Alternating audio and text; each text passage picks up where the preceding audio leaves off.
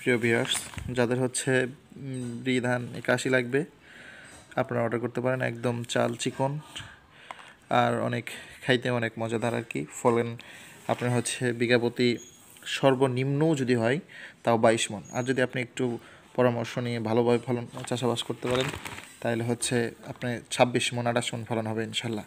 আমার হচ্ছে 6% হচ্ছে 5.5 মণ হয়েছে আর কি। এটা মিথ্যা কথা না, এটা একদম সত্যি কথা।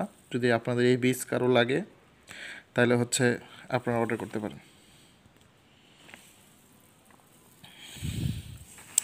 হচ্ছে ধান 81 একদম অ্যাভেলেবেল আছে।